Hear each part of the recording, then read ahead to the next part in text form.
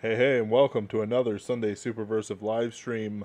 I am your host, Ben Wheeler, and, today we're going to talk about the Kyle Rittenhouse trial, but also about a few other things that are sort of connected to it. This is, a victory of sorts, but it deserves talking about, and honestly, I'm sort of surprised in how surface level a lot of the things I've been looking at have been. And I'm hoping to sort of correct a few of that, or at least dive a little deeper. Gotta dig a little deeper. You see, we've already ruined our algorithm for YouTube by doing this and mentioning the poor lad by name. Therefore, I don't mind singing some Disney songs. Hey, hey, Bradford. Um, yeah. What do you think, Anthony? How are you doing today?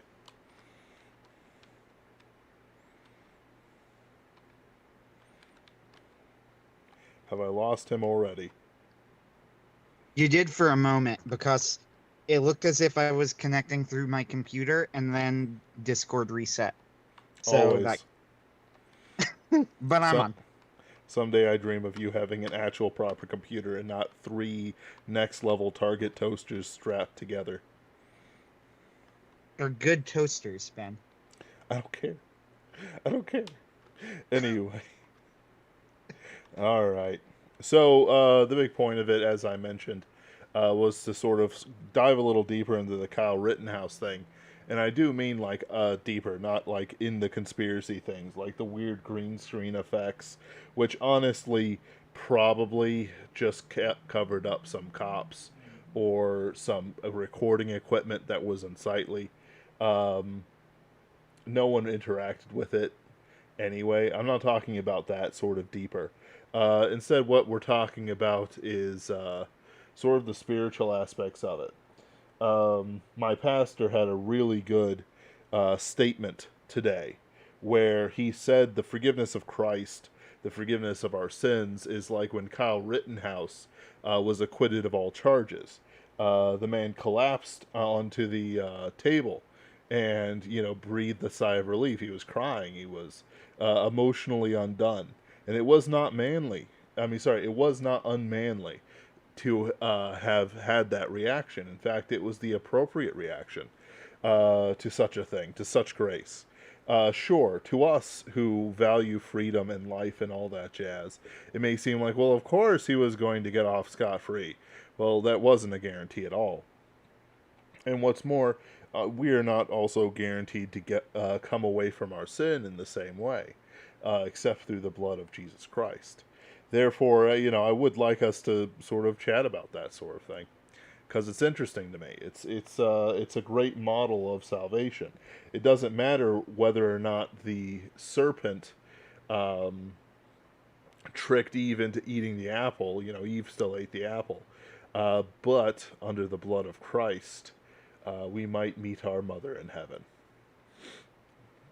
But yeah, what do you think, Anthony? How are you doing?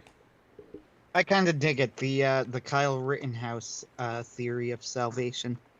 I wish I could have thought of it. Well, my pastor's a pretty good egg.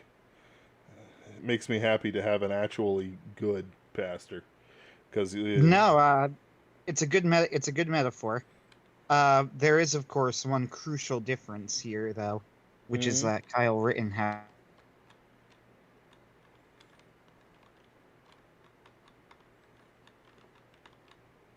oh my goodness, oh my goodness, please, I Anthony, think I'm connecting through Discord, maybe.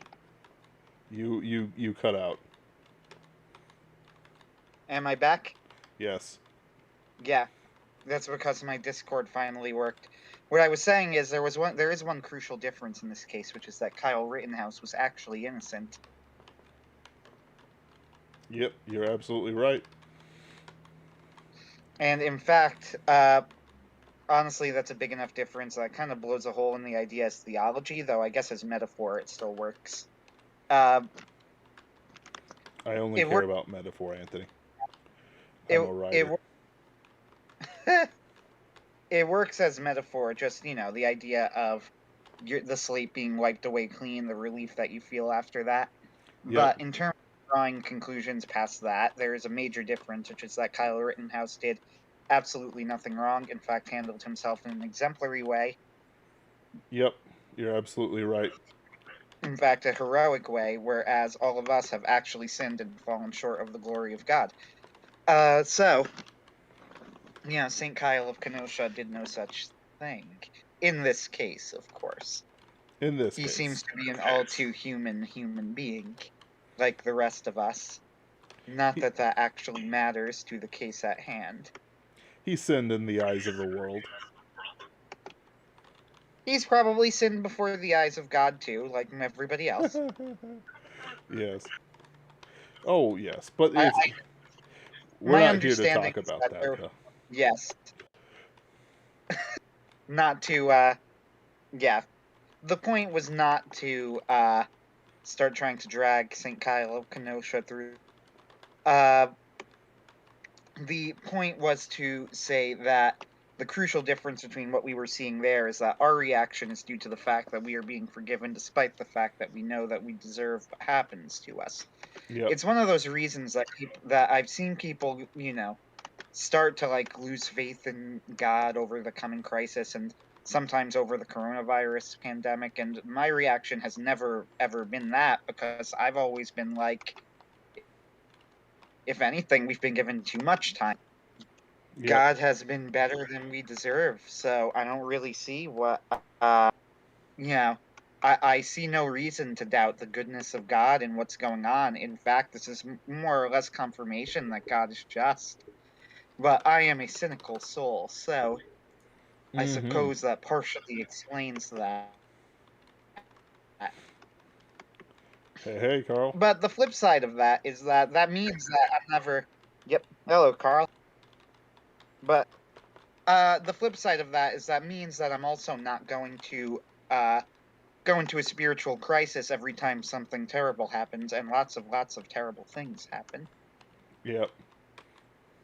all the time, and at a frighteningly I'm trying to think of the word, accelerating pace. So the problem, I should say, of the Rittenhouse case that I see, and a lot of, I think, the right wing's reactions to it, is that on one hand, I think our good friend Ken, Pinkerton's ghost Ken, said it best when he said, "Make no mistake, this is a great." I'm paraphrasing what he said, but make no mistake, this is a great thing, and it's absolutely awesome that this happened. But he said, the reason it's a great thing is that better for the entire world to burn down than, for them to burn down Kenosha than for an innocent person to go to prison and for a crime that he did not commit, which is absolutely correct. Yep. That's the right reaction. With that said, do I think that what we just saw actually is going to signal any sort of turnaround? No, I don't. I don't actually think it's going to do anything. I think it's just a good isolated event. And don't get me wrong, good isolated events are still good. Like, there's no, I refuse to, I want to get off, as Ryan Niemeyer put it, get off the pharmaceutical train. To use the metaphor, I refuse to black pill about this. Kyle Rittenhouse getting off is absolutely and completely unapologetically a good thing. Yep. But with that said, This I was don't think it's going to really mean anything long term outside of immediate consequences for Kyle. yeah. It's we're not blackpilling here. It's like blackpilling is like, oh, there's nothing we can do and stuff like that. No, this is realistic. Poor Kyle is going to be hounded for the rest of his life after over this.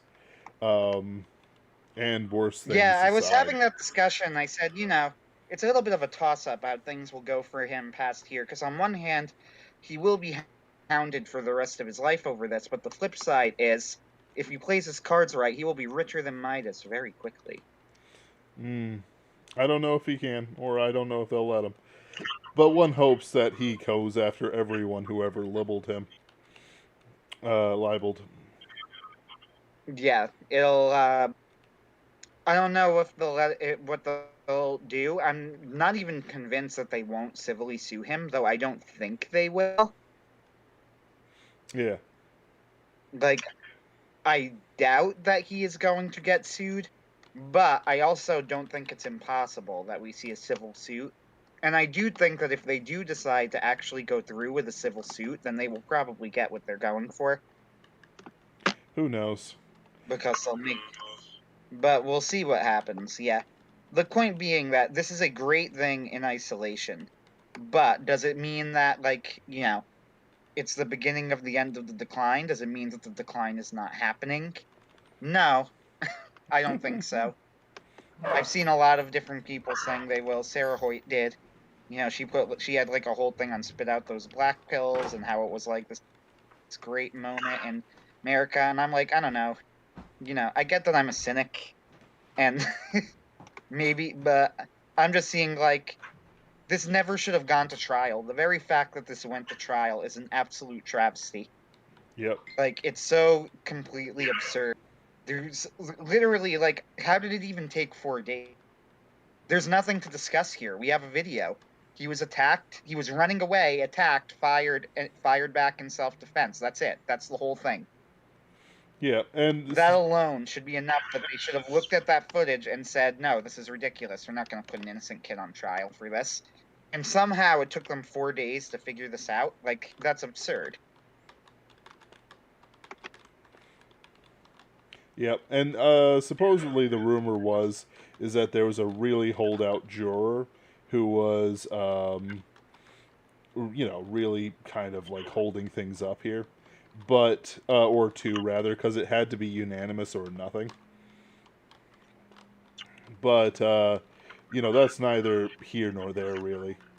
Uh, it's one of those things where now that it's over, who knows what was the real truth of some of these matters, and they would rather have us confused than actually knowing what's going on. What's more, that this is a political trial, but even then, it's like apparently Carl is claiming that Kyle has declared that he is not racist and that he supports BLM. He's a kid. What does he know? Yep. So it's like I haven't seen that. I haven't Yeah, seen like, that. But and it's also, to be honest, to be clear here, I'm not going to. I refuse. I'm not going to go after Kyle at this point. yeah, Like, he's been through enough, and you want to know something? Like, he was just put through the ringer for something that he did not do. He could support or do what he wants from now on, as far as I'm concerned. yep, and Like, this poor kid. and also If he supports BLM, I disagree. That's all I'll have to say. yep, uh, yep. He's young and all that jazz, but at the same time, I don't see any wisdom in supporting the enemies that tried to destroy you. Because they did try to destroy him. They were trying to riot and intimidate jurors and a whole bunch of other things. Um, and it just kind of Of builds up course, and it's builds quite up and stupid. builds up. But it's like his lawyers, same way. Uh, there was a whole bunch of controversies at the beginning where somebody walked off with some money of his that was raised to support his lawyers and so on and so forth. Like Oh it's yeah, I forgot about that. like there's a whole bunch of stuff to it, and it's a victory. Self defense isn't illegal. I can drink to that, but it's not. It's only a minor victory. It's a great. No, actually, it's a better than that. It's a great victory, but it's when it comes to Kyle himself, one hopes that he becomes a normal man after this, and easily becomes forgotten. He's not like some of the saints on the internet who must be remembered, like Sky King and the lady with the rabbits who shot up a YouTube office. But Oh, oh yeah. Well, Yeah, the thing is, it's like that's kind of what I mean. Like, this was a trial. Self-defense was kind of on trial, and everybody's making a big deal of like America's on trial, and I sort of agree and sort of disagree. Like, I agree that America absolutely was on trial, but I don't agree that the result of the trial, like, they're going to keep doing it until they get the result that they want, and I Yes. don't think this is going to signal a turnaround. They'll punish the Like, puppets of this one, and then they'll punish the next one, and or maybe they'll win the next one. Who knows?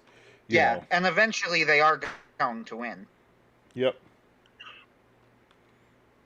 And, like, will this turn things around? Honestly, like, my own just look at people that I know and people who are around me and looking at the way people are reacting is that nobody is interested in fighting yet. Things need to get a lot worse before people are going to be interested in fighting. So Yep. if they're going to keep doing it, keep putting innocent people on trial and keep burning down cities, and they will, then the collapse is going to happen. It's just a matter of eventually. Like, yes, we avoided the worst result this time, but does that mean that, like, now finally we've just proven the republic isn't dead? Well, I guess we've proven that we found a good judge and a jury that wasn't totally intimidated by the mob, and that's great that that exists, but it's still on its way out. Yep. And that's yep, and that's the big thing. It's against the mob, and that's something that always needs to be under consideration. There was a bunch of events in England where there was the usual, like, brigands and stuff like that, and thieves in London, and uh, the thief in particular had a very good, Robin Hood vibe to him. He was set to be executed, but there was a riot who showed up and freed him, and they did it according to the graffiti they left under the authority of King Mob. In other words, the mob rules. It doesn't matter what the justice is, it depends on what the mob does. Like, there's two factions here that normal people who believe in civilization have to consider, and that's the work of the elites and the work of the mob. And there's not much we can do about either. As much as we would love to be quasi free of them, it just doesn't work out that way. We'll either have to deal with the elites or deal with the mob, and the elites can be brought up by the mob all they want, or vice versa. I mean Yeah, it vice versa. I'm reading. Carl says that I think we on a cultural level need to hold friends and family accountable for supporting evil. So, like, my response to this is I really can't. Like, I don't really know what that means. I can't, uh, like, yeah, like I can tell I my don't. How am I doing this?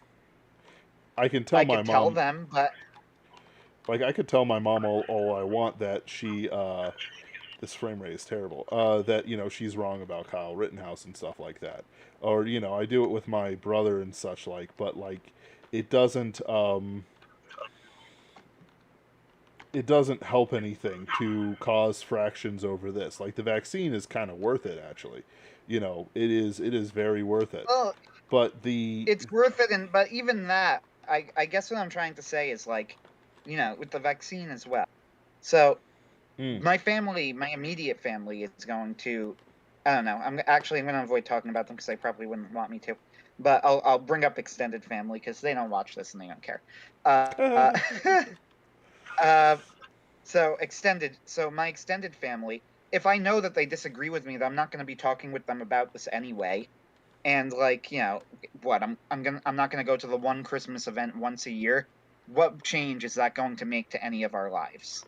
None. sure. It will make no change. Like, I could do it, and for that matter, you're right. Like, with the vaccine, I will do it. If they say, "Oh, you need to get the vaccine or you can't meet me," I'm gonna say, "I'm sorry you feel that way, but like, I'm not getting it," and I guess that's that. But at the same time, it's Yep. like, what does holding them accountable mean? Yeah. Hard push them away. I don't know what hard push them away means in this case. Like, I don't know how I would do that. So let's just I go could say over. don't talk to me, but I don't talk to them all that much. They're extended family. So let's just go over what the comment is. about it. Best thing we do for Kyle's to help him disappear in obscurity? Absolutely. At a cultural level, we need to hold friends and family accountable for supporting evil. If they support Antifa terrorism and want innocent people punished for self-defense, associating with them is neither necessary nor safe. Yes, absolutely. So in the base key, yes, you're absolutely right. That you want to not associate with people who are damaging, who are enemies, who will attempt to destroy you and everything you love. But the thing is that when it's immediate family members, it's harder to do that. You know, I'm dependent on my family right now. It's been kind of a hard year. Anthony is also dependent on his family. Also, other people that we know are dependent on our families. Uh, you know, it doesn't matter that my dad lied to me about getting the vaccine and then went and got it anyway. You know, it doesn't matter about that stuff because ultimately I still have a responsibility with my father and my relationship with him between him and me and God. You know, he can make all the mistakes I want. I'm duty bound to consider him my father. Now, he also isn't a gambling drunk who physically abuses me. You know, so there's boundaries that have not been crossed. And having differences of opinion isn't the same thing as verbal, I mean, well, not verbal, but physical and otherwise abuse. Afro NRX says it can make a difference if people look to consolidate the win. Yeah, but it's like this. It doesn't matter that Trump won the election. No judge will try it. Like that. Like that's not even a black Hmm. pill. That you know, like no judge is willing to die over it. If they were, they would have already shown up. Yeah. Uh, you know, Trump isn't Constantine. All right, like he wasn't going to be Constantine. He never was Constantine. He was at best like Nerva or something. Not Nerva. Septimius Severus, at best. To compare him to emperors. Maybe Yeah, Anastasius. look, I mean, we've had the Trump discussion before, but my big thing with Trump is that like it's hard for me to be too upset about Trump, and I actually do think he did better than I expected him to do. Oh yeah, But he was also like he was never going to be the answer. but And that was one of the things I strongly actually kind of disagreed with Vox Day with, and Vox Day's whole thing on like, the storm is coming or whatever. I'm like, no, dude, like we're reading very different signs here apparently. yeah. And there's Yeah, also things because with, he but was never going to do it. to get back to like family stuff and whatnot. Like there's certain elements that are acceptable to break away with family if they're a danger to you, if they're abusive, and not just oh they shout sometimes. Because let's be real, if everyone broke away with everyone else over a bit of anger, there would be nothing. We would just fall apart. And you know, I'm speaking from experience. If anyone has an excuse to break ties with people over anger, it's me, and vice versa.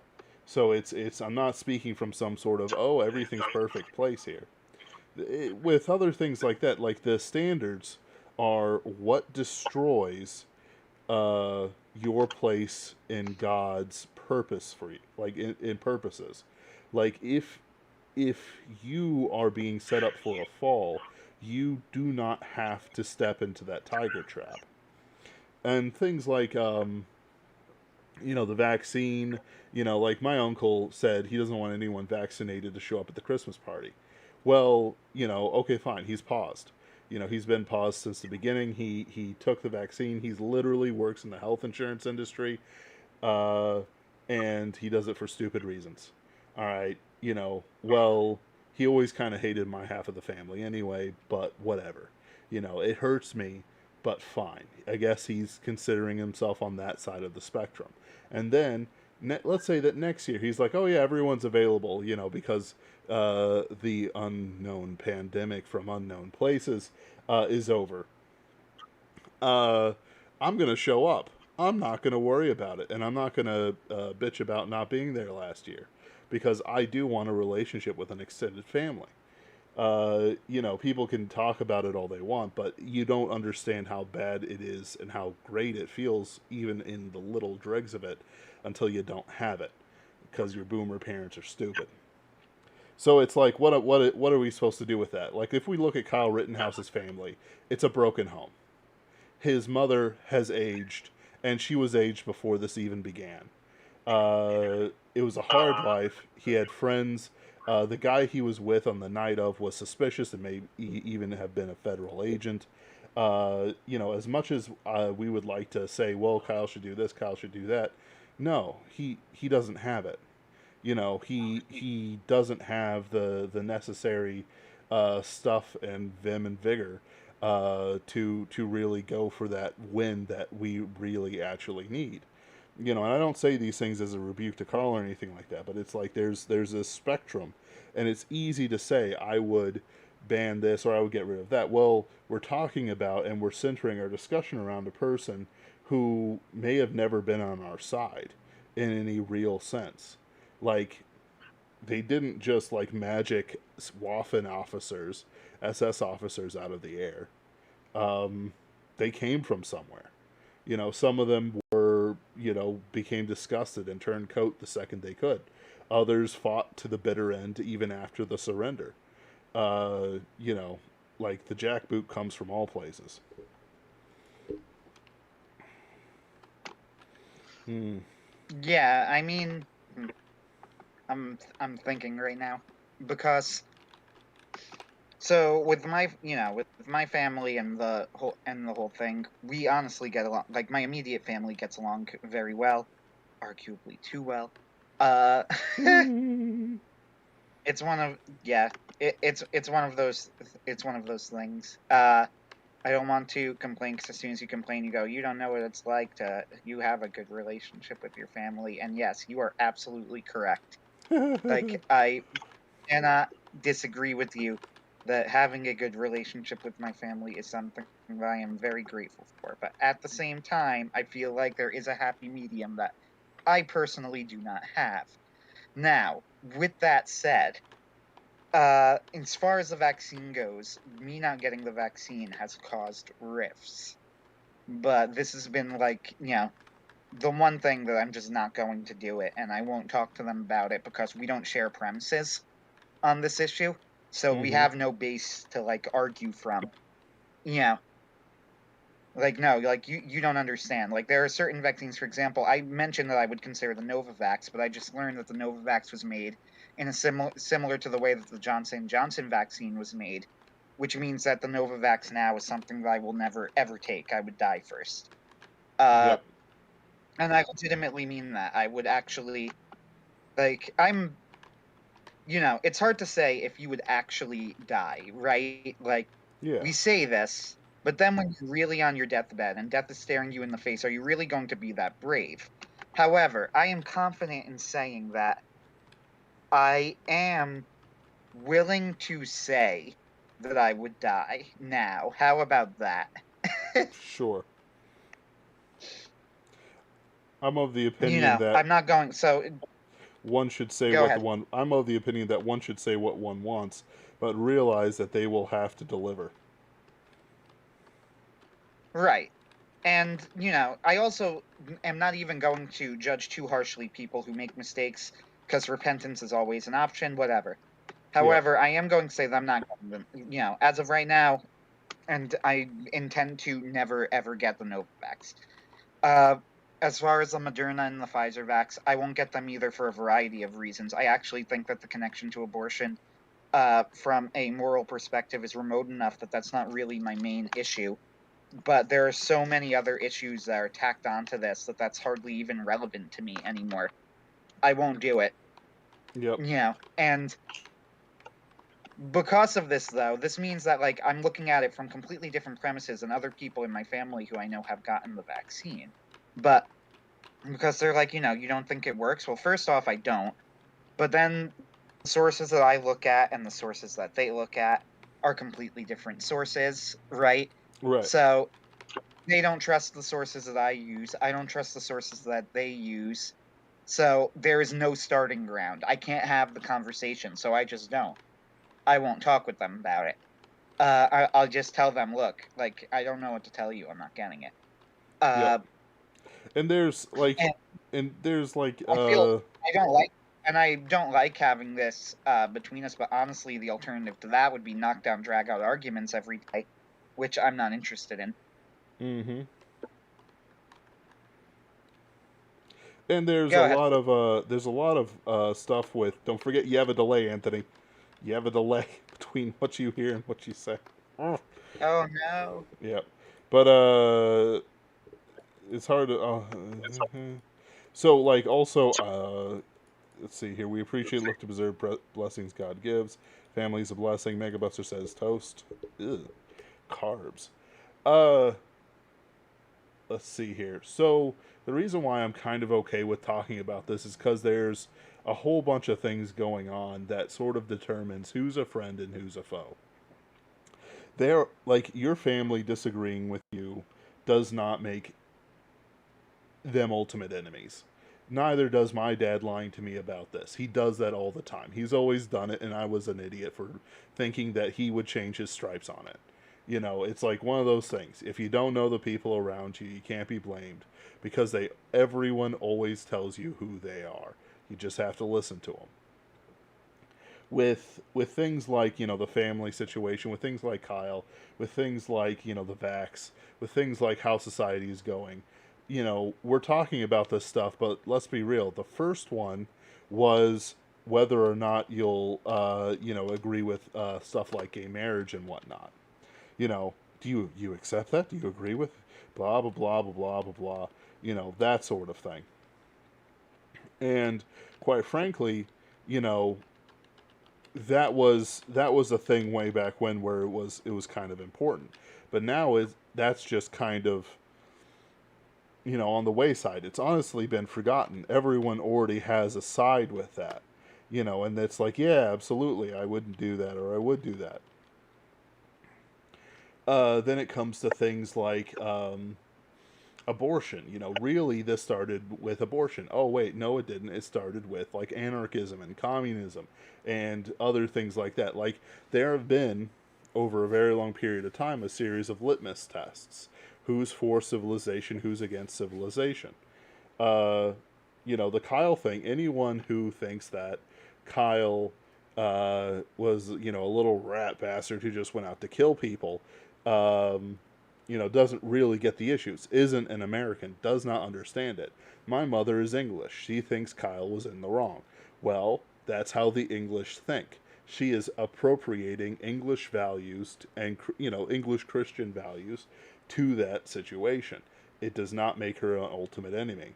Now, a centrist who shits his drawers and then decides that people commenting on it are in the wrong because he's, doing something right by forcing them to comment on him, is something of an ultimate enemy in the same rank as kind of like what a quisling is, someone who deceives it. Well, then someone like an anarchist communist like Jojo Rosenbaum and others who died doing what they loved, touching little boys, are ultimate enemies of an even more extreme degree.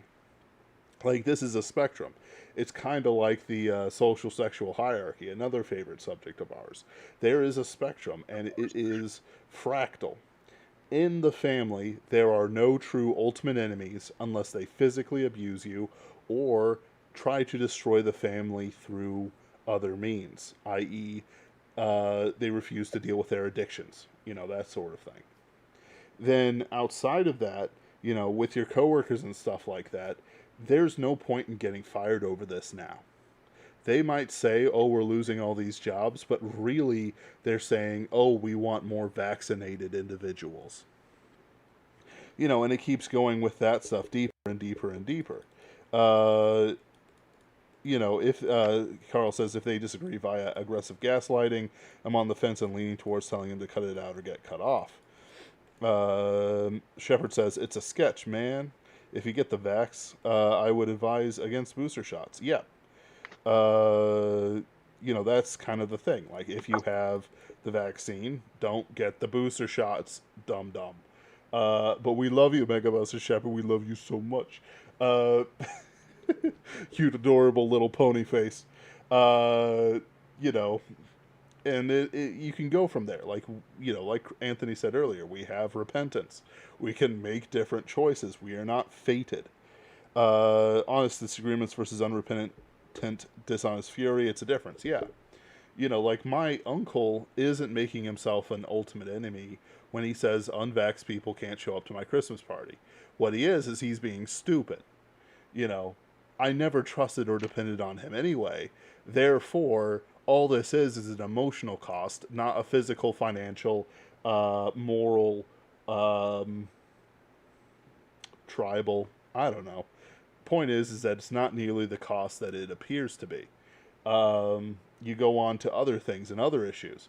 You take a look at your surroundings. When I go to church, I don't wear a mask. Most people don't wear masks. In fact, even people who were cautious about it stopped wearing masks. The pastor has been very clear that he has no opinion, but he certainly hasn't been to a doctor recently. If you get me. It's one of those political things where it's like he's not going to make a moral judgment on this because he understands the issues. However, he made his own moral judgment for himself and his family. That's an important distinction. Him not coming out strongly against the vaccine does not make him an ultimate enemy or anything like that. That we've defined it. If you want to look at that stuff, look at what academic agent does. He has very good resources on that. When it comes to the elites, like they are enemies. They are enemies until proven otherwise. I don't care how based Elon Musk is. He's not willing to fight the power. He works within the power. Same with some people were randomly talking about the.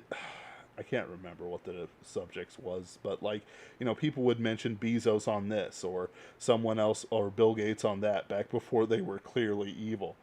And it's like, no, guys, ignoring the fact that both of them have senatorial or CIA or whatever connections, they're just in it for, at the best, money. At worst, they're here for satanic power and influence, which makes people an ultimate enemy. Anyone who tells you they're a witch is an ultimate enemy. It doesn't matter that they're for or against the vaccine. If they're a witch, if they're unchristian, they have much more in common with the enemy than with good Christian men. Yes. uh, no argument. No, I don't trust anybody who's a bit. I don't trust billionaires. This is one thing that the communists are actually right about. I don't trust billionaires. The truth is that most of the, mega elites who became this big did not start from zero and then made it because of their genius or because of luck. They made it because they took the ticket, or they Yep. were part of families that took the ticket decades ago. Yep. For example, Mark Zuckerberg, if you watch The Social Network, which by the way is a great movie that I highly recommend, seriously, unironically, I actually recommend The Social Network. It's very entertaining.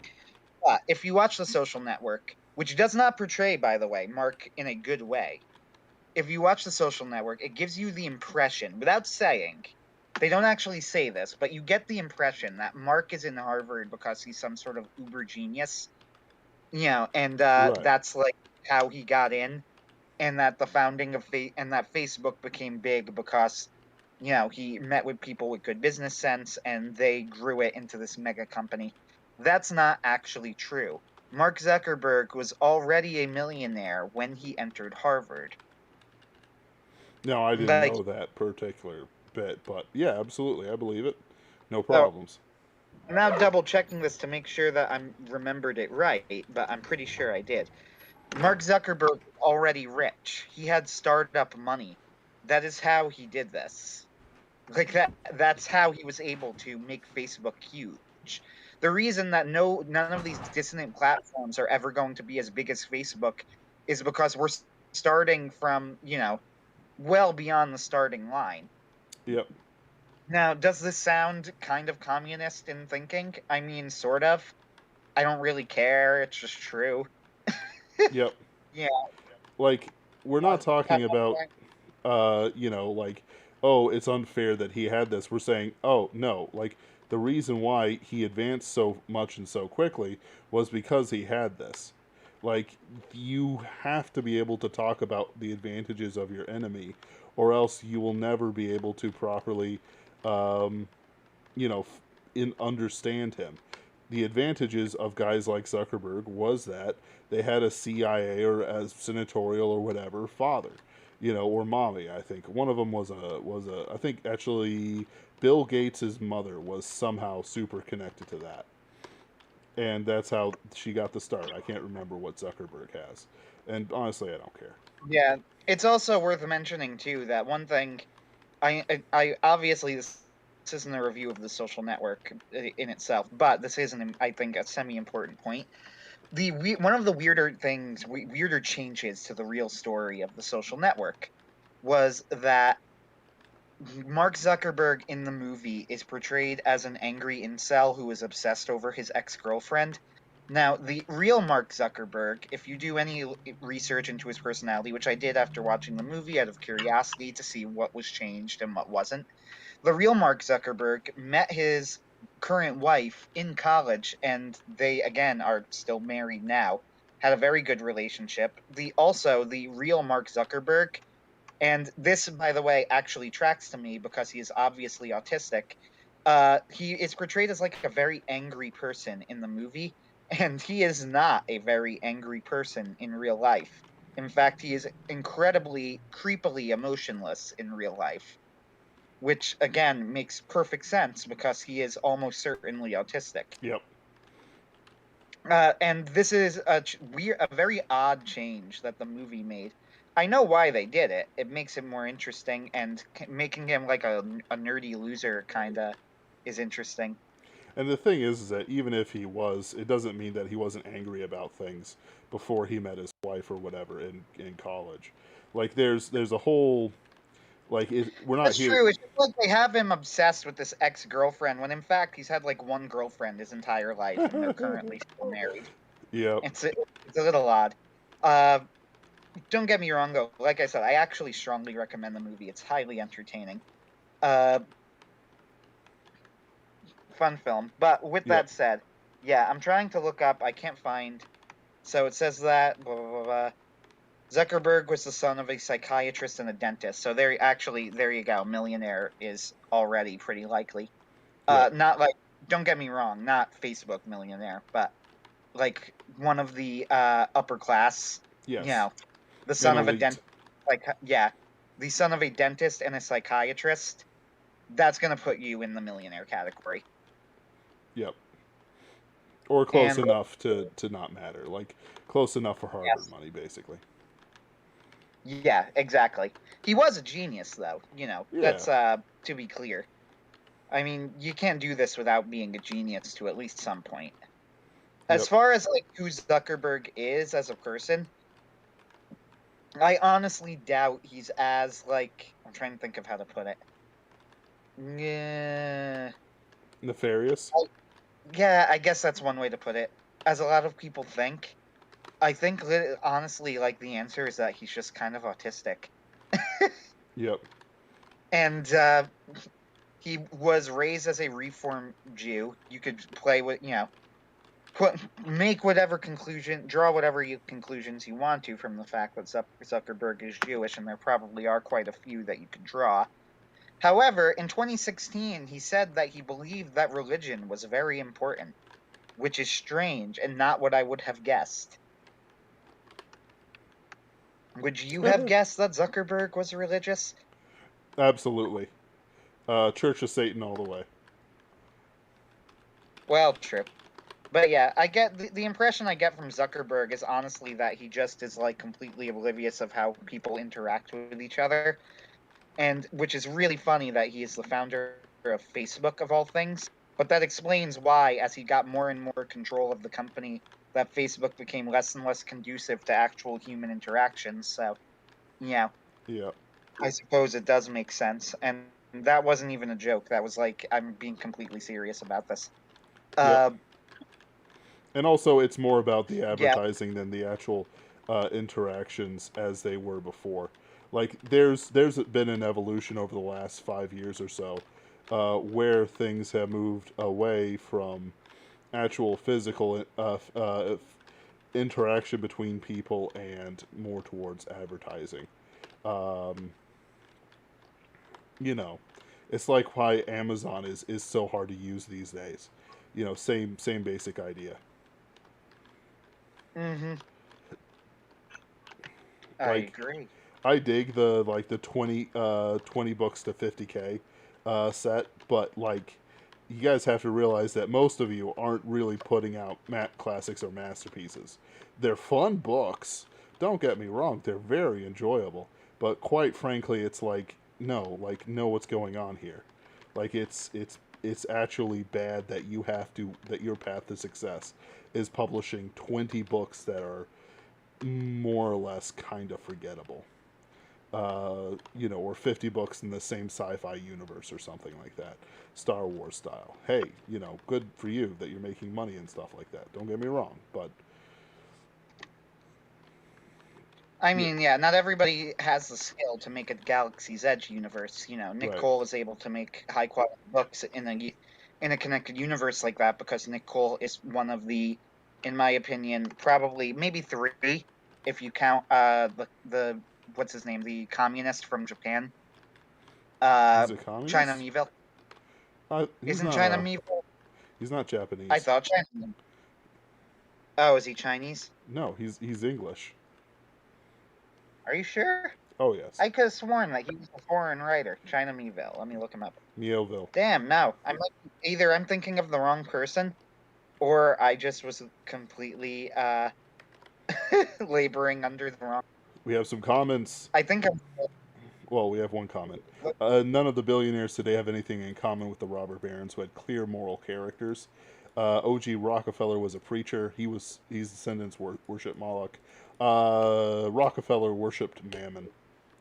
Uh, so here's the thing: them them going like, oh hey, we will pay for libraries and stuff like that was great. Don't get me wrong. We need more of that in this world, but uh,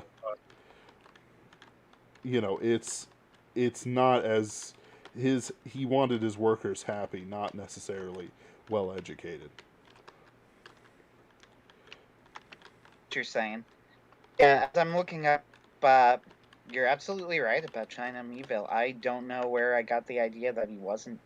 Maybe just because he seems like he shouldn't be. He What? doesn't feel like a Western. China Mieville doesn't feel like a writer from the West, even though he is. Yep. Uh, but yeah, he is a communist, though. I'm pretty sure, isn't he? Oh yeah, no, raving communist. Uh, let's see your Megabuster. He's also a master writer, though. So Yeah, along with John C. Wright and with Nick Cole, he's probably one of the three living like sci-fi fantasy masters today.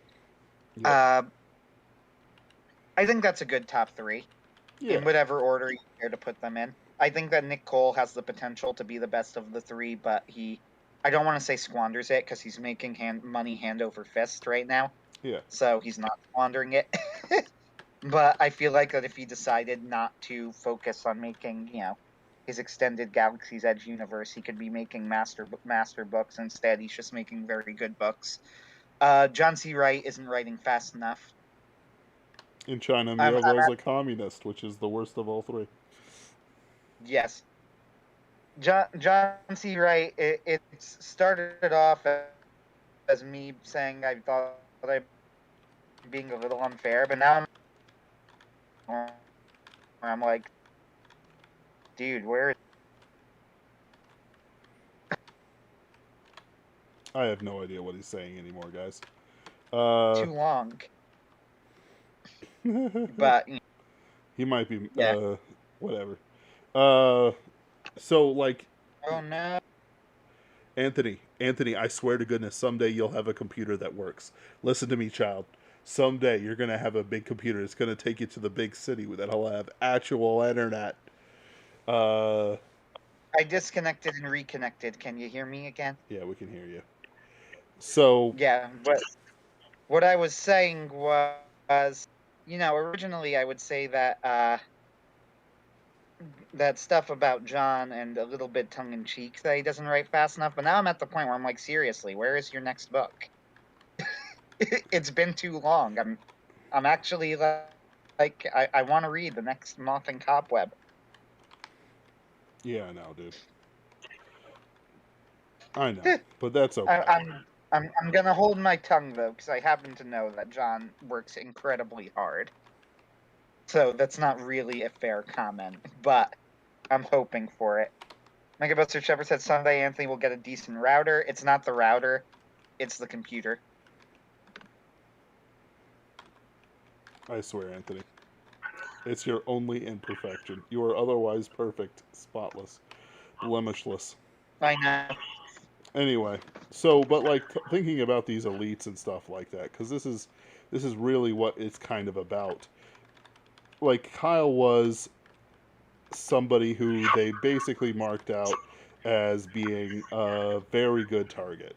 Why do I say this without fear of like being slandered or get libel or whatever? Is because there was a high-powered, high-intensity, high-fidelity drone that was hovering over his location, um, and it's like, what do you mean? Like, the government just doesn't do those for any random thing. Like, these people were Antifa agitators, blah blah blah. There's a whole bunch of different stuff out there that just kind of like points to, yeah, it was a setup. Some people set it up, and then Kyle rose to the occasion. We're not fighting a unified group. We're fighting a whole bunch of little groups that have allied themselves because they hate Christ and they hate America, which is, a Christian country and has acted on those Christian principles more than people might want to complain about. Even Yeah, with, and I'm sorry to everyone listening who thought, "Oh, cool, Kyle Rittenhouse stream. We're gonna celebrate," because this has been a pretty depressing stream. has it been? I think so. Also, A.M. Freeman says that he, meaning John, is writing StarQuest right now. I know, although I thought he finished StarQuest and that You they were finished just the waiting first to come book. out with it. But whatever. Okay, I see. And it's good. It's really good, but it's like it's not Moth and Cobweb, and it'll never be Moth and Cobweb, and so we'll never be satisfied because we're true fans. Get Mahler on the I phone. kind of am. Long man He dad. ended. Yeah, right. He and what the Tith to Tartarus with the introduction of Tomorrow Moth, and he made him like extremely interesting, and he made me want to read a book by him, and then just nothing for years. Anthony, give up the dream. Give up the dream, Anthony. You'll be a happier man. No, John will come out with it. He said he would. He said he would. Uh, yeah. As far as StarQuest goes, uh, I feel kind of bad about it. Like, because I just don't give a. I do not care. I do not care about StarQuest. I have no interest in it whatsoever. And you know what? I think that unfortunately for John, he really needed to have come out with it like 2 or 3 years ago to really capitalize on the Last Jedi zeitgeist. I doubt it's going to be as big of a hit as he hopes it will be for purely marketing reasons. I'm sure that quality wise it will be fantastic. Oh, it is But there was a absolutely. zeitgeist that I don't think is hitting it. Yep. And the thing is Megabuster Shepard says, as depressing as a raccoon, a spotless house. I literally don't know what that means.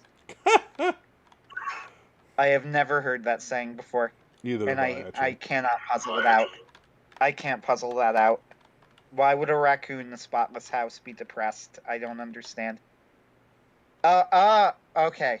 I got it, because there's no trash. Good job. Thank you, Anthony.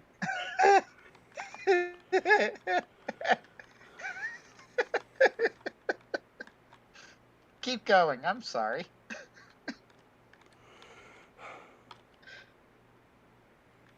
It's okay. All right. So I kind of wish things were different. And with the different things, and we've got a lot of regrets. The thing is to keep moving forward with stuff.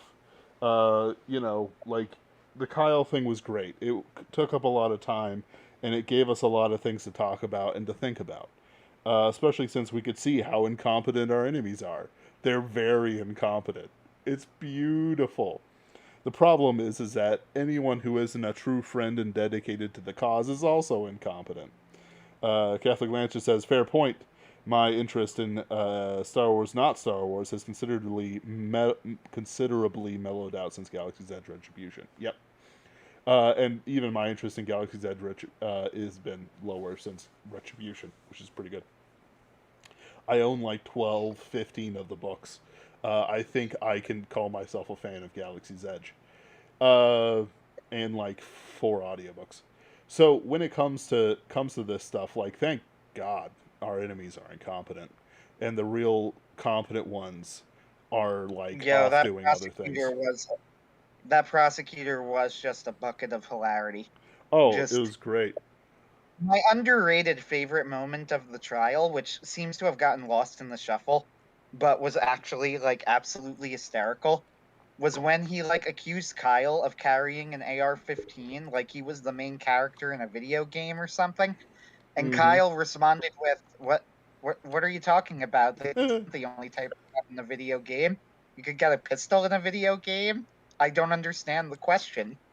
And then the prosecutor was just like,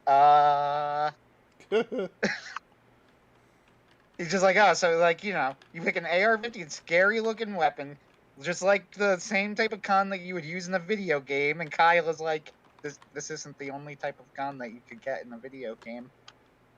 You could use pistols in video games, you know that, right? You fight with a wrench in BioShock.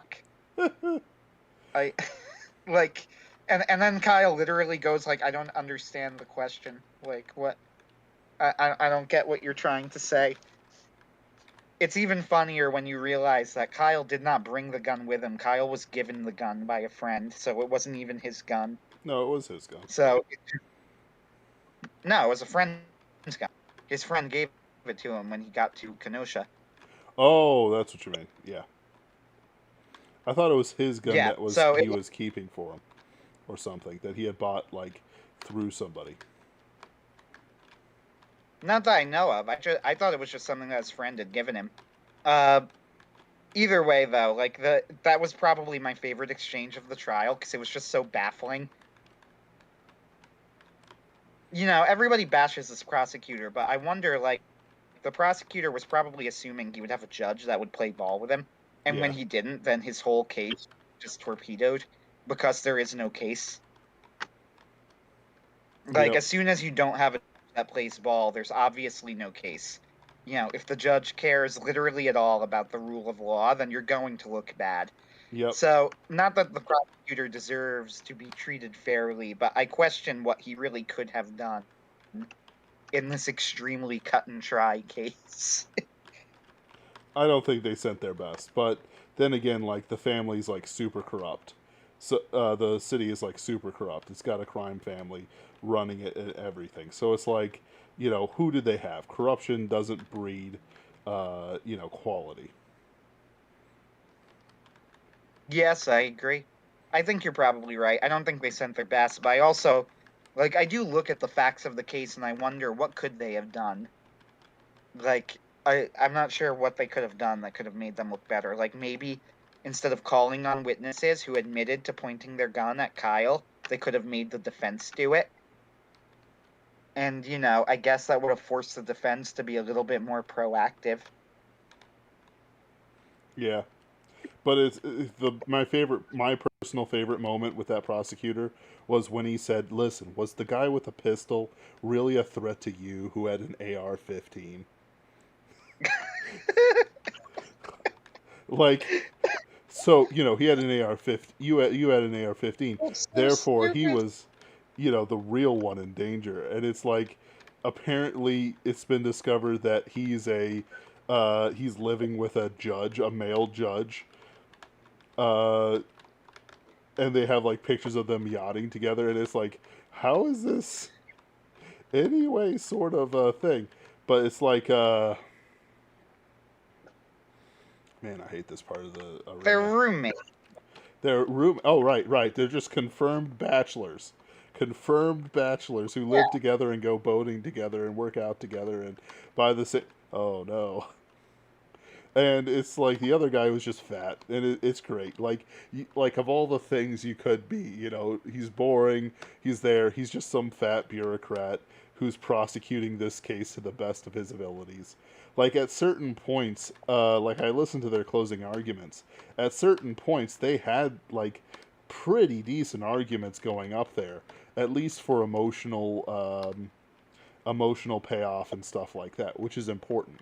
Like you have to remember that like half of this stuff is playing to the jury's emotions, especially since apparently there was like a lot of women on this jury. So like they basically have to overcome them being like babyface Kyle. Oh no, babyface Kyle is babyface just like my kids, or not.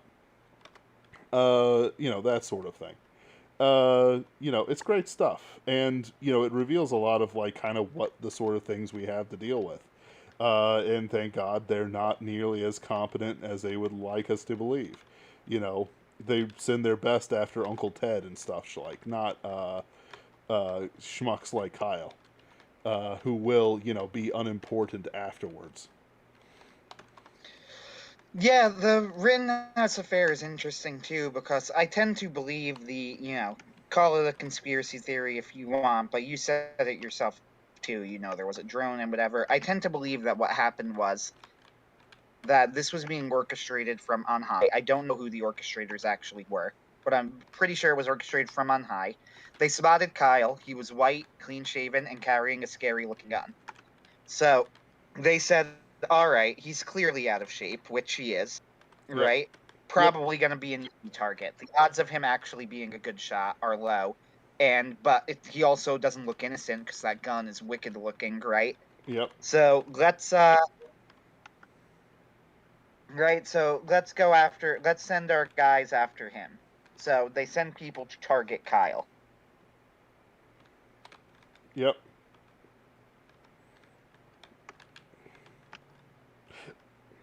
You gonna continue with that, Anthony? So what happened after that, I think, is they were surprised by the fact that Kyle Rittenhouse was actually a crack shot. Like, they did not expect that. And it sort of killed their entire plan. Yep. I would hate to be on that boardroom. All right, guys. So what happened?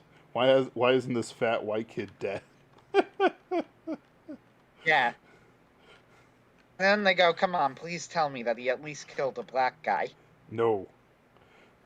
All white. And so here's something that's weird. They didn't play up the Jewishness of some of these guys. I thought that was really strange. Like, if they're gonna play if they want to play the minority angle, why not, bring that up? See, that's tricky because I honestly, it's because I think that that's a calculated risk that you're taking. People just don't really consider Jews non-white. Yeah, it's true. Whether they are or aren't, whatever. Like, that would be a tricky sell. Like, then you might lose the jury if you do that. Yeah. You can look at these guys and you don't think, oh yeah, that's not a white guy. No, you think they're white. And Yeah. whether or not that's actually true, because they don't really consider themselves white, at least a lot of them don't. Right? So Yeah. whether or not that's actually true is besides the point. It's that if you look at them, your mind isn't going to go, oh, a dirty Jew, not until you learn after the fact, assuming you're an anti-Semite. Thank you for getting us banned off of YouTube, Anthony. I thought for sure it would be me.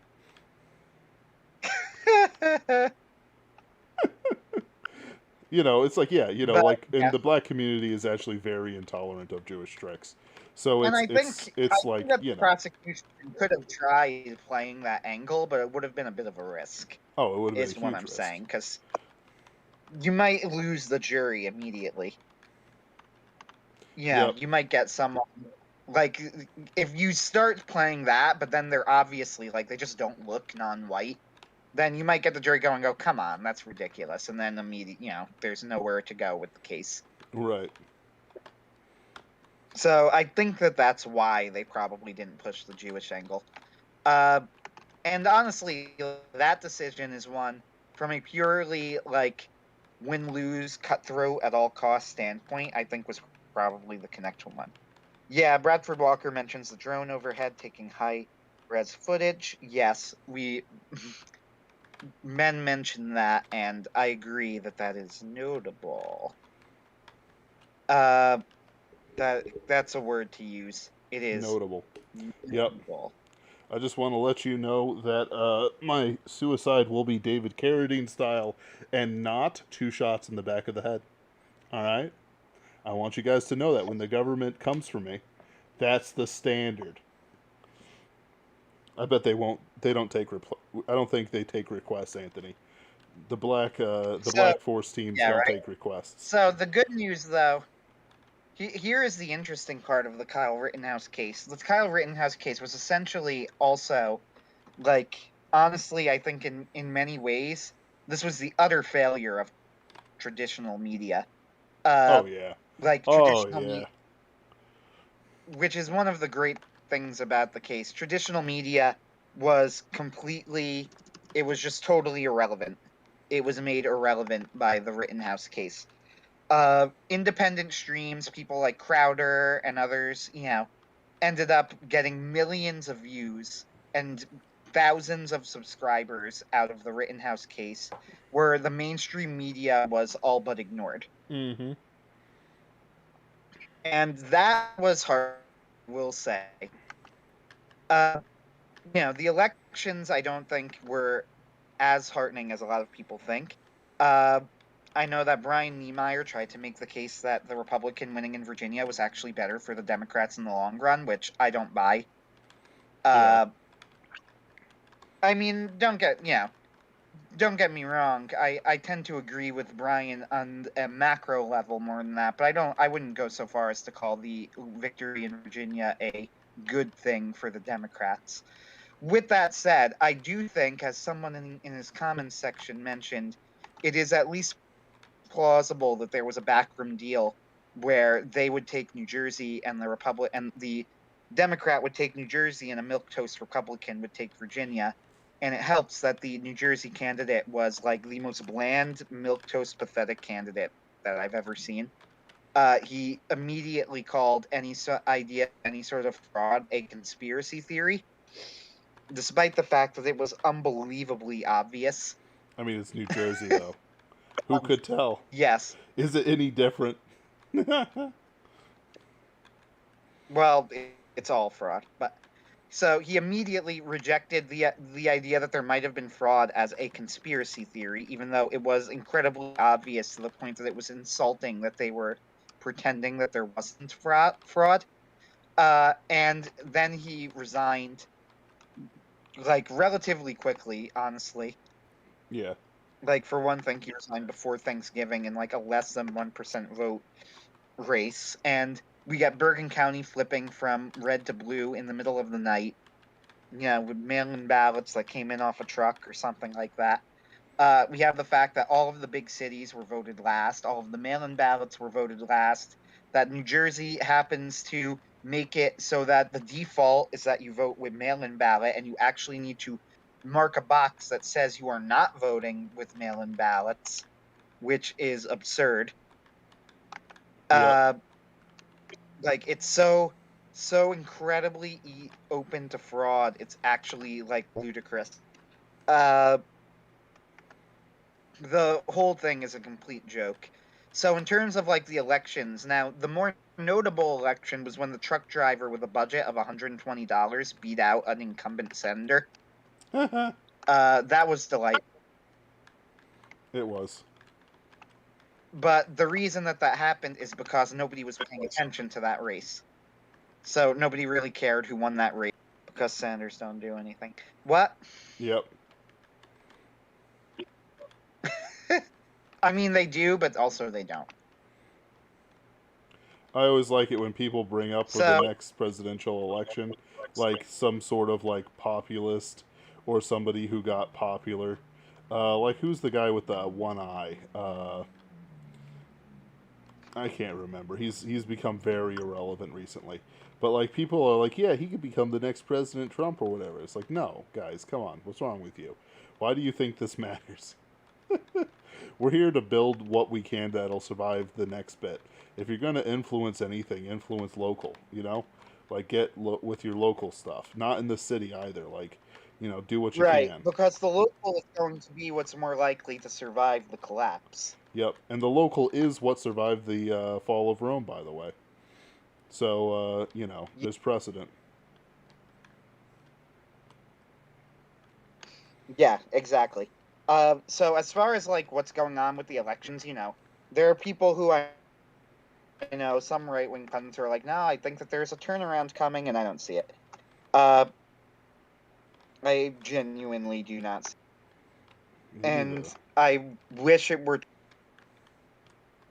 but it's not. We're on the collapse, as Brian Niemeyer did correctly point out. The collapse is more like falling down stairs than falling down a slide. You drop a bit, then you plateau, and people think that maybe you've put a stop to the collapse. Right now, Yep. we're in a brief plateau. That was the last elections. But we're going to slide again. Yeah. There is no way past it. Uh, Bradford Walker says Chile's having an election today. No one is like for the population. VTuber Corone from HoloLive is actually in the lead as a protest vote. Nice. I love this timeline, but I hate this timeline. Best timeline. Where VTuber becomes president, she immediately becomes fascist. And it's like, yes, bring back the junta. And she's dressed up like, what was that name what was that dictator that they had? With the helicopters. Free helicopter rides for commies. Uh, I can't remember his name, but it's like immediately, just not even a delay. It's like, all right, guys, time to round up political dissidents. Oh, I'm so kawaii. Now watch me play Dead for Daylight, and then it's like, please, the economy, playing video games while the Chile burns. I love this timeline. It hurts though. It is great.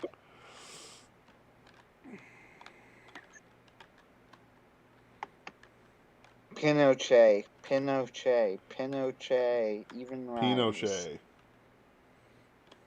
Pinochet, I'm sorry.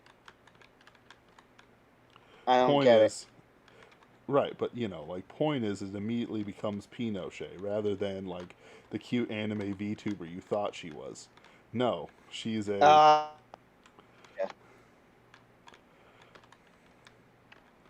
Do you think that she'll actually take the job if she wins? yes, for no other reason than she can loot it Yeah. for super chats. I hate this Amazing. frame rate so much. But I think also I'm bad, but we'll find out.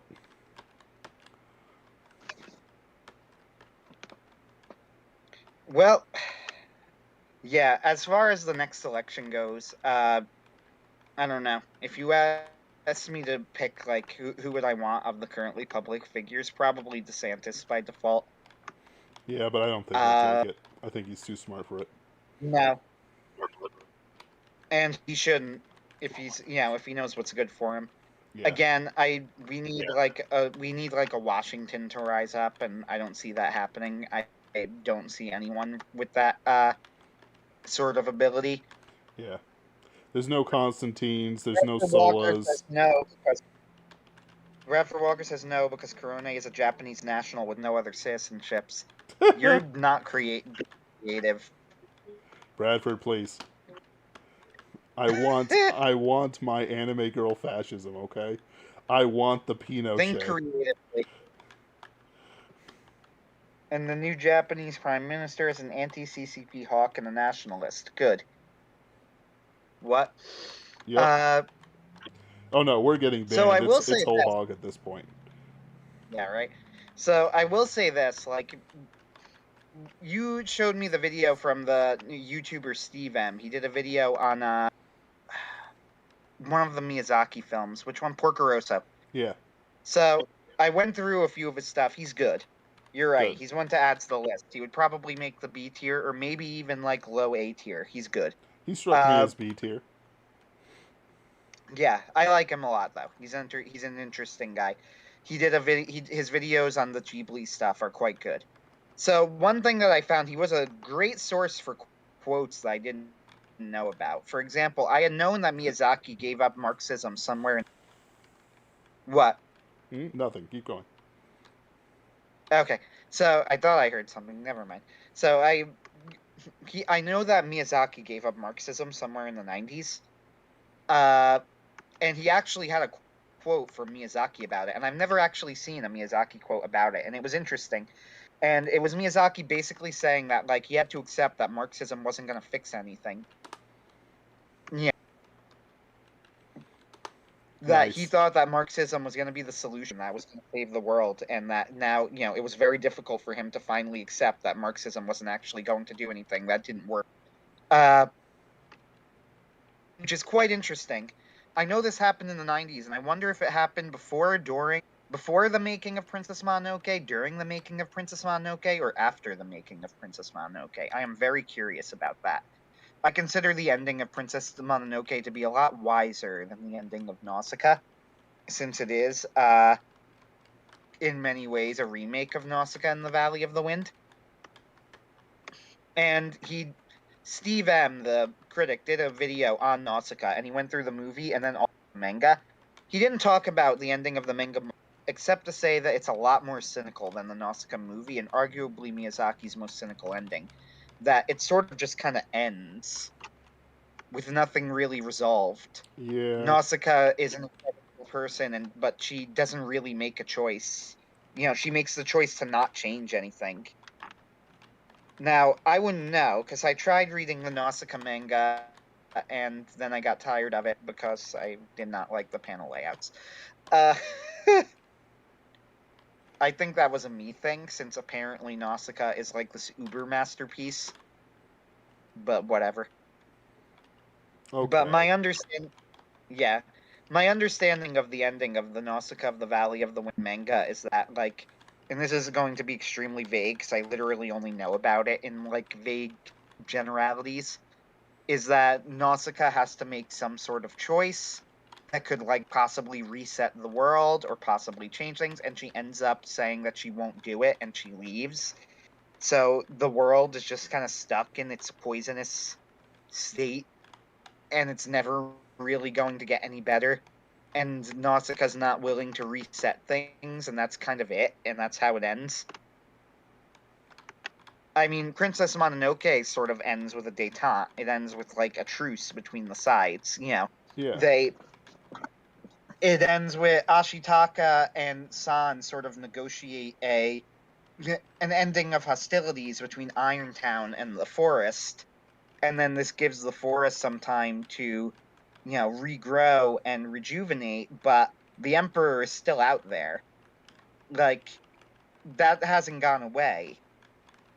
And you do get the impression, even though Miyazaki ends it on an up note, that it can't really last like that. And so it doesn't, because Mononoke supposedly takes place in the quote-unquote real world, right? Right. Eventually, those forest spirits are defeated, for better or for worse. Yep. I think part of that too, like, I started working on a script. I've been intending to do videos on, like, the three masterpieces of Hayao Miyazaki, and I just started working on the Princess Mononoke script. So I don't want to talk too much about it, but what's interesting to me is, like, Princess Mononoke's more cynical ending, which I think is one of his best endings, and it's a very weird ending, but it really works. I wonder, at what point was he in, like, his Marxist thinking when he wrote it, if that makes sense? Yes. Like, had he already decided no, Marxism wouldn't work? I couldn't tell you.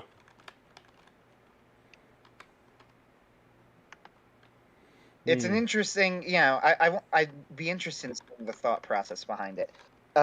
Catholic Lancer says, love the manga, been a while since I've read the ending, though. I recall it being a satisfying ending. Oh, no, I'm not saying it's bad. I didn't say anything. I'm not commenting on quality at all. I'm just telling you what I heard about it. Mega Buster Shepherd says, Mononoke is my favorite film of his. Agreed. I have said before that I think that all of Miyazaki's movies are varying levels of good to great, and he has 3 masterpieces, and those 3 masterpieces are Princess Mononoke, Spirited Away, and The Wind Rises. Like those 3 films can stand up with like the best films ever made. And his other films are all varying degrees of good to excellent, with Ponyo being his weakest, and Ponyo still being like quite entertaining. Yep. As far as Princess Mononoke goes, yeah, the ending of Mononoke. Uh, what's interesting is how it changed from his original treatment of it. If you read his original pitch for Mononoke when he was trying to sell it to Studio Ghibli, he says that he thought of ending it with San saying, "I hate humans, Ashitaka. I can't stay with you." And Ashitaka says, "That doesn't matter. Stay with me. Live with me." And she does. So in his original treatment, San comes back because of Ashitaka. There's like a love conquers all thing. But in the final treatment of the film, in the film that came out, San goes up to Ashitaka at the end and says, I like you, Ashitaka, but I hate humans. I can't live with you. And Ashitaka just says, yeah, I understand. I'll visit. And it's a really, I don't know. I feel like that's an extremely brave ending. I feel like Miyazaki wrote the movie, he reached that point, and then he said, you know what? The character of San, as I have written, would not live with the humans. And he's right. I think he's correct. Like, that's how the character is written. But it's a change from how he originally wanted it. But I think it's like the honest choice. It reminds me of in The Wind Rises, at the end of the film, when Jiro visits the dream world one last time, and he sees his wife there. And in the original draft of the script, his wife was telling him, "Come with me, come with me." In other words, join me in the afterlife. And he goes to join her. But in the film, as finished, his wife tells him, "Live," and disappears. And it ends with him going off with, the dream world version of his mentor, Caproni, and they go and get some wine. And that's how the movie ends. It's such a fascinating decision that he made, and I think The Wind Rises makes me happy because I feel like that was Miyazaki. There's a great, fantastic documentary on it called "The Kingdom of Dreams and Madness," which is S tier just for the name. Uh, and the Kingdom of Dreams and Madness is a documentary on Studio Ghibli, and it's specifically about the making of The Wind Rises. And it's a really interesting documentary that I highly recommend to Studio Ghibli fans. And you get the impression that Miyazaki was really struggling with something when he made The Wind Rises. Like that, the making of the film was something that deeply bothered him. And there was like just his whole philosophy was really kind of on edge at that point. So I think the fact that the ending of the movie they tell Jiro to live is a really nice moment. It kind of tells that like where Miyazaki was teetering in his thinking, and ultimately he still is a superversive writer when all is said and done. Megabuster Shepherd says, I won't argue with those 3. They're excellent. Cagliostro is my second favorite personally. See, Cagliostro is actually like probably my second least favorite of his films, to Ponyo, but not for any particular reason. It is a superb movie, and I greatly enjoy it. However, you could tell that Miyazaki was working with elements that he didn't really approve of, like that he wouldn't have had in there if he could make all of the choices himself. And it becomes especially clear when he makes Castle in the Sky, which in many ways is a remake of the Castle of Cagliostro, but in the Miyazakian style. Has a lot of the same elements. It has castles, it has fairy tales, knight princesses and knights and all sorts of and flying machines and all sorts of things, only in a more superversive way, I think. Uh, Great movie. Now, I know that we've gotten well off target of what we were originally talking about, but at the same time, I don't have as much to say about Kyle, I am afraid. I've kind of said it. It's What fine. about you, Ben? So the thing with all this stuff is that it's over now. Maybe somebody will come after him. Maybe somebody won't. Maybe they're gonna just let him go. They let him into Arizona State, and if ever there was a college that was paused that wasn't an Ivy League, it was Arizona State. Oh, Um, really? I actually I have no idea. I supposedly, did not know. supposedly. And all this different stuff. Like the way I figure, Kyle is going to live a normal life. Maybe someone will come after him during the fall. We're on a plateau now, like you said. After when it starts falling down, maybe someone will come after him. Maybe when he's 30 years old, someone will randomly grab him on the street and then he's on for a hate crime trial. Who knows? We're probably going to be too busy because we'll be at our own hate crime trials. They'll be showing our memes on the big screen and I'll be able to laugh at them with the boys and all this other stuff. We'll Like, just be in the background, just giggling to ourselves. Oh, yeah, that was pretty fun. right?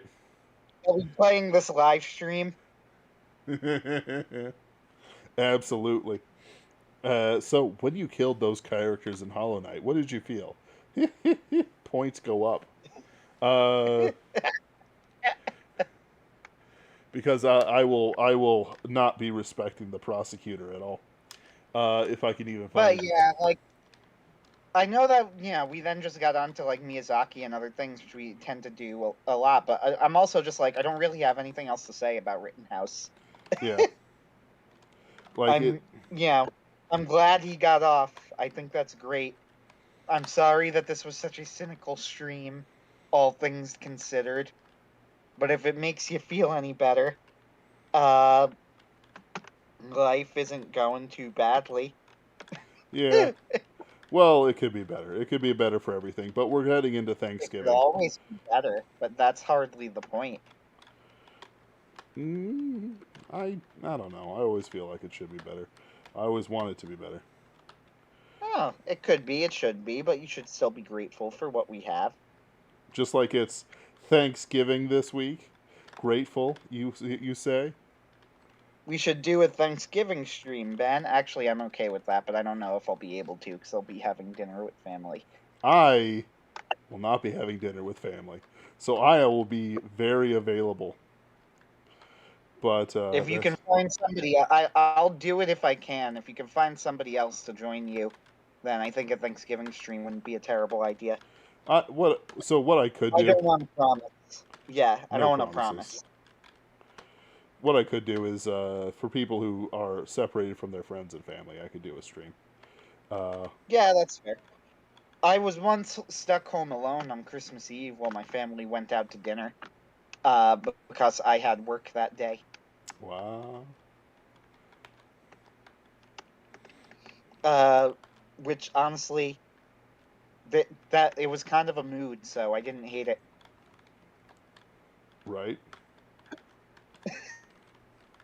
I know that sounds really weird, and it is, but there's just a sense where we're writers, and that sounds weird, but we're writers, so maybe you understand what I mean when I say there was something of a mood about it. Like, Yeah. I'm stuck home alone on Christmas Eve.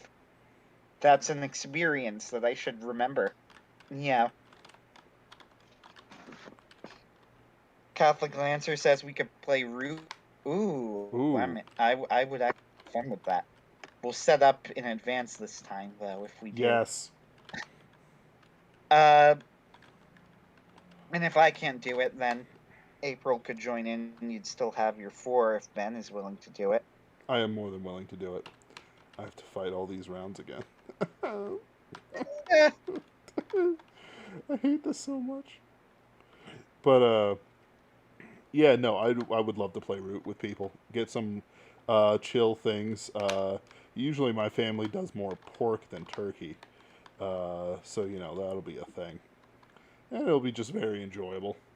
Um And I do hope that Kyle is with his family. I do hope he's with his loved ones, even as we will be. Really, what my family does is they'll have lunch with me and then go to dinner with the uncle and so on. Yeah, but I'm done with this. Huh. So yeah, that's what it comes down to. Don't despair, guys. Absolutely, do not despair. We are actually doing very well. We're doing much better than we have any right to be doing. Um, Yeah, that's true. and it comes down to a lot of the. Oh my goodness, can you hear me, Anthony? I can hear you. Good. And it comes down to a lot of the. How do I want to put it? The minutia of kind of how we have to live in this world, right? The hide that. Uh, we don't have a lot of choice in the surroundings of what we live. I play a card game, and I tell newbies who I train, and I'm considered very good at training too. So I do this quite often. Is that it doesn't matter what's in your opponent's hand. What matters is what's in your hand and how you're playing it. And a lot of people kind of don't get that. We have been given a pretty good hand. Self defense is still very legal. We can defend ourselves against the mob right now. Will somebody take another stab at it later? Yeah. Somebody sent me something about Sandy Hook, and it's like, well, what was the purpose of Sandy Hook once you get past the tragedy? Well, it was gun control and gun rights.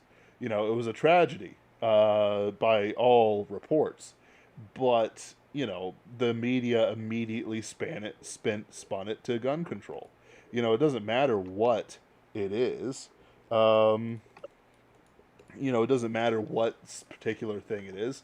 Well, guess what? They'll try again. They'll try again and again and again, and maybe we'll see David Hogg again. Maybe we'll see Greta alcoholic fetal child syndrome, whatever it's called. Face again, et cetera, et cetera. Like this stuff, they'll keep trying, and we'll keep true to the good, the beautiful, and the true. Um, and that's the important thing about it. Like, are you going to the gym? Are you reading books? Are you gathering together books? Do you know who your friends are? Do you understand the friend and enemy distinction? And a host of other things. Guess what? People who were defending Jojo Rosenbaum's ability to touch another boy, is an enemy. People who people who go after people who are saying, well, what about the Epsteins and so on and so forth? Enemy. We're very lucky we know who our enemies are. We're very lucky they aren't hiding what they're doing anymore, because now we can make direct arguments against them. Um, so on and so forth. It just keeps going, right? We our opportunities are growing, even as the mainstream NPC ones are shrinking. Don't be an NPC. I will Thursday send a flare out to those. I don't know if you have root, Carl, but certainly for Catholic Lancer and maybe others to see if they want to play root later on Thursday. It is a holiday weekend, and remember to be absolutely grateful to God for things. Anthony, are you grateful to God for anything particular today? For anything particular, yes, I am grateful for my employment, but I am also going to not get specific because that is a well documented Superversive live stream tradition. Absolutely. And I certainly will never mention that you're a Bitcoin. Oh, I'm so sorry. But Bitcoin miner. Bitcoin assassin, I said. Uh, I've I played it. mean, you said assassin. I say miner. Oh, of Potato, course. potato. Right, right. I myself am grateful for just having a platform and that I'm not some sheep running around. I'm grateful for the Lord Jesus Christ. remember what we're grateful for. I'm grateful for, that the St. Kyle of Kenosha was acquitted, and that we can use him as powerful examples of Christ's love, because honestly, I do believe it was the hand of God that preserved his life. Um, yeah, is honestly, it's a fall weather thing, so it's probably even cheaper than that. Don't worry about the DLC. Uh, and so on and so forth. Root stream Thursday, stream on Sunday. I'm gonna try and get some people on for a more like serious discussion of the Rittenhouse trial, not because of any mining thing, but because I do believe that there's a lot that we need to talk about. That is not just like, oh, he got free. Like we've been talking about this. This is the elites losing a battle. That they lost when they set him up to be killed, and so on and so forth. So yeah, stay frosty out there, and going to riots and stuff like that is a fool's game unless your life is personally invested in them. Mega Buster, Megabuster Shep. go for it. Oh, go ahead. Mega Buster Shep I is am great. oh my goodness, Anthony. Pain. Go ahead. I am grateful for Anthony's knowledge of JoJo and Sly Cooper, and Ben for not banning me from chat. I could never ban such an adorable pony. Adam Haldane says, grateful for the chill stream, guys. Good luck over there. Yeah. We are not lionizing or making crazy or any number of other things this sort of event. It is important to be realistic about it. And realistic doesn't mean black pilled or whatever. It just means, yeah, this is what happened. This is probably what's going to happen. Let's move on. And we'll see. If I don't bring anyone over to talk about Kyle Rittenhouse next week, we'll probably talk about F tier anime reviewers. Reviewers or shows? Shows. Yeah, we'll save the reviewers for later. Yeah. That's fine. So the D and F tier, because there weren't as many F. I will warn you, Ben. That one's going to be more you, because I only had 2 shows in that list. One of them was, unfortunately for you, Keijo. That was a meme decision because you are a hater for sports anime. I'll do a sports anime stream, because I think I've watched enough now. I've watched March Comes In Like a Lion, Shahaya Furu, Kuroko no Basque, I don't care. Keijo. Stop. It's important. I don't care. No. I'm trying to think if I've watched enough to discuss it. I think I have. Ping pong, so there's 5. That's enough. Yeah, well, I don't want to talk about sports anime. I think that could be an interesting discussion. I'm going to have to save that like I did with anime. I think I'm going to have to save that for one of those days where you can't make it. They go, all right, Ben's not here, so we're